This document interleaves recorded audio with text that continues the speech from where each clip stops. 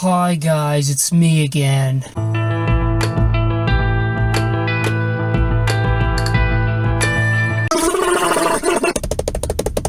I gotta wake up.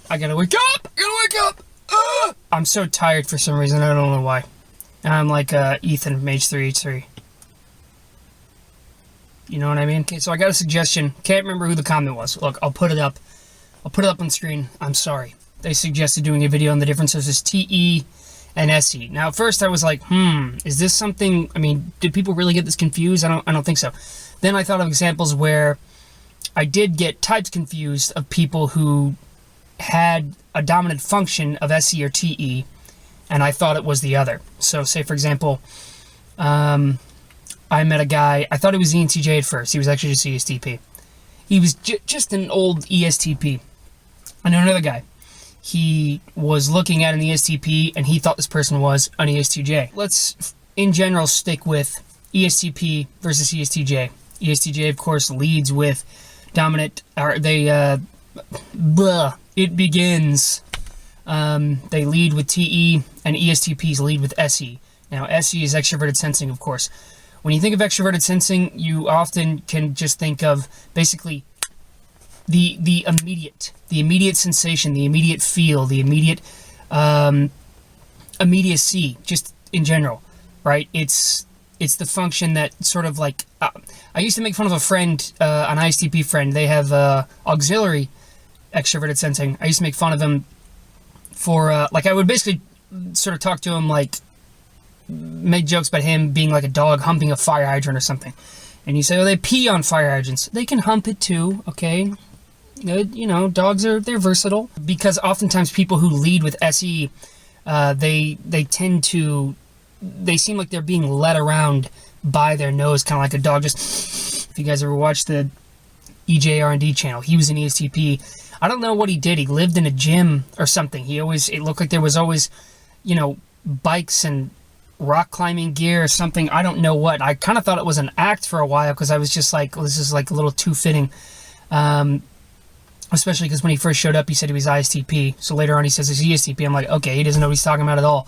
But, I mean, I would say that he did for a time. ESTP, for example, you can think of as the star athlete, right? The super jock. Not just he's the guy, you probably knew him in class. He was probably kind of a class clown, but not the kind of class clown where it was like class clown. Not the kind of class clown who wasn't past doing a little bit of bullying, right? Maybe even, it wasn't even like intentional in the sense, it wasn't like they came up and, you know, gave you a wedgie and, you know, made you give him your lunch money or whatever. My milk money, no, not my milk money.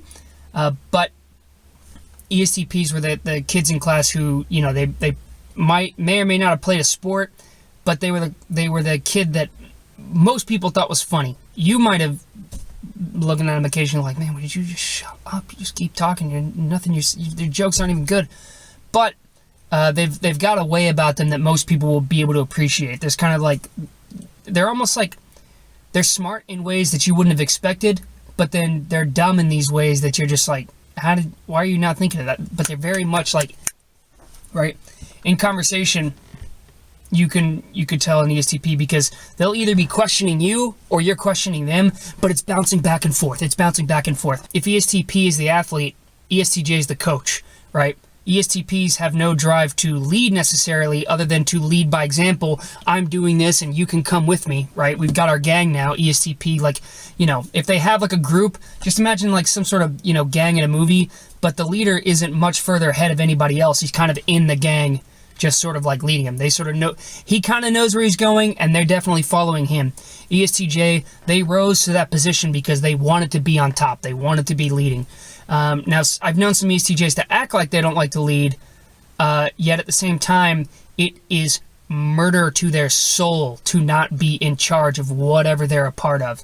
And if they say that if they choose not to lead or if they choose to sort of hang back, there'll be this very obvious and sort of direct way of letting people know that this isn't really their thing. I'm not in charge of any of this, and that's kind of why it's going the way that it is. Because they lead with TE. So while SE just wants to be there in the moment, doing whatever it is, ESTJ leading with TE, it's sort of like they want to keep building. If they don't feel like they're building on top of whatever they're doing right then, they don't want to have any part of it. It's useless to them. And that's why that's a big reason you normally don't see SJs involved in type, is because if they're not seeing the immediate application to the real world, then it just doesn't really matter to them, because you're just saying words, you're speaking sentences, sounds like my language, but you're still an idiot. If ESTP is a part of the group, ESTJ is a little bit ahead of the group, because that's where, whoa, hang on, you're getting a little bit too close to me. I'm in front. Don't you respect the hierarchy? And so from that can be a little bit difficult to deal with. As I mentioned, with ESTP, it being a conversation with them, they're questioning you, they seem really into it, or you're questioning them and they're answering really fast, and you better keep up with the questions, or they're going to take this over and just run with it, right? Like a football! Ooh, like Uncle Rico!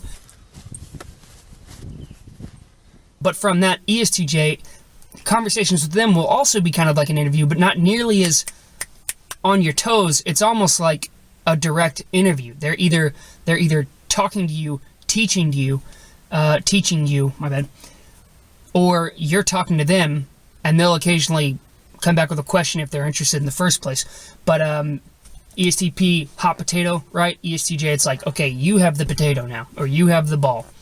Okay, now give it back to me. It's my turn, right? It's much more organized and constructed. ESTP, being a perceiver, is more likely to be able to roll with the punches of a conversation. If you make a joke at them, they might, but then they'll make a joke back at you, and you better be able to take it also.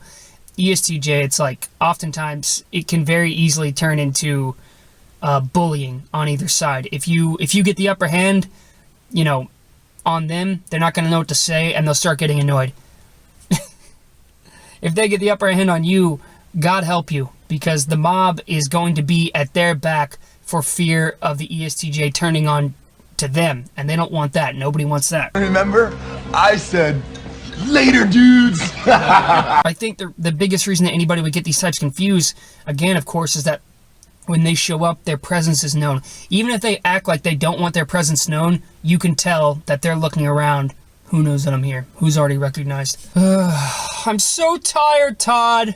No, not now. Tell me what that's from, and I'll give you a cookie. I'll open up a pack of Oreos, jelly donut Oreos, and I'll mail them to you.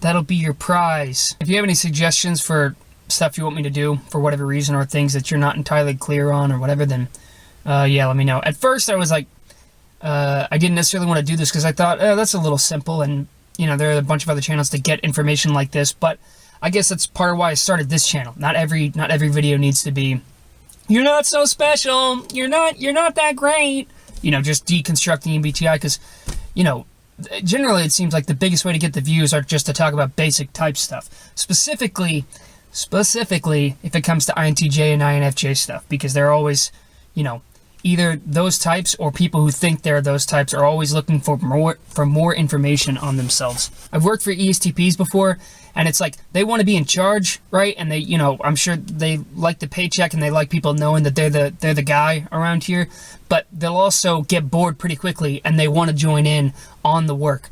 Now, they don't necessarily want to stay right there. They just want to be able to hop in and hop out.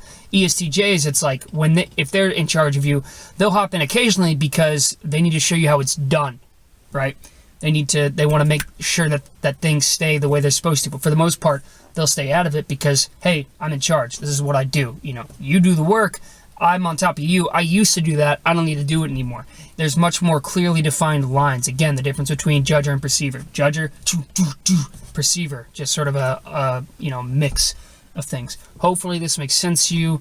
You probably already knew most of this anyway, which I think is my biggest problem with my own MBTI stuff. It's because after all these articles and then these videos, I just think, am I telling anybody anything they don't already know?